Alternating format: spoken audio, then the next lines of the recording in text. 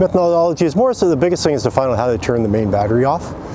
That's where we usually train, is how to turn that off. Find out where we can cut is another big piece. If we're taking doors off or things like that, we have to actually know where the cords are themselves before we can cut in.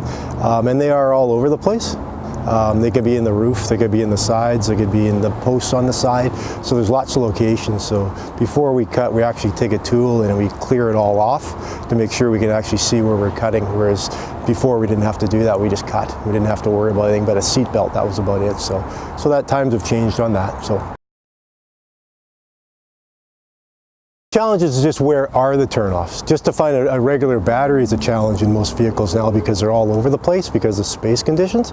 So what we do is we go in, we have an app we look at, and it tells us where most vehicles are, not all vehicles, where most vehicles are. So access is a big thing. So once we get the access, we just go in there and disconnect the battery. On the electric vehicles, it's the same thing. We just go in and turn off the main power for that, and then we're fine. It's a challenge, and the reason for that is if we can't get to the vehicle, we can't turn the power off.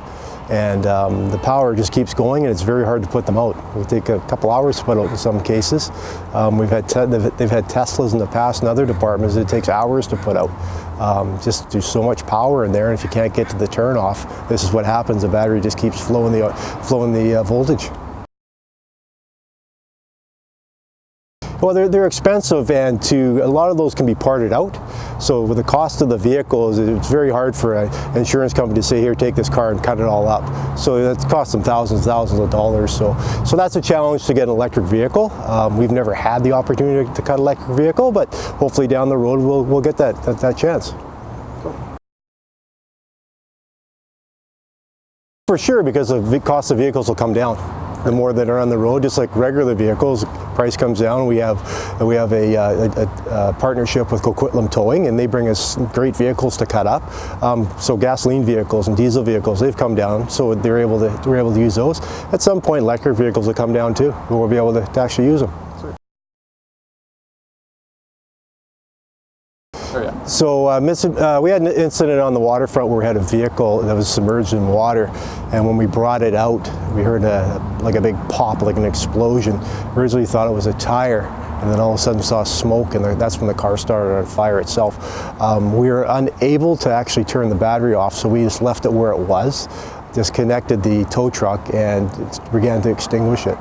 It became an issue because that's the first one anyone's ever known of that's actually was submerged and caught itself on fire.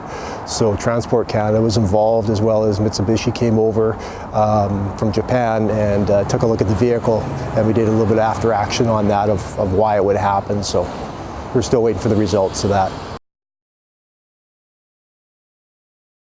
We would, and the other thing we did is we took the vehicle to the towing yard, and we had a fire truck actually follow it just in case it started on fire again, because vehicles have in the past started on fire, the electric ones again, so we just took that as a precaution. Is there Well, yes and no. Unpredictable for the one we had in the water. We wouldn't have had training on that and understanding of that. But as again, our biggest challenge was it got so hot it actually burned the control to turn the battery off, so we couldn't even access that. So that's where our problems came in. Yeah.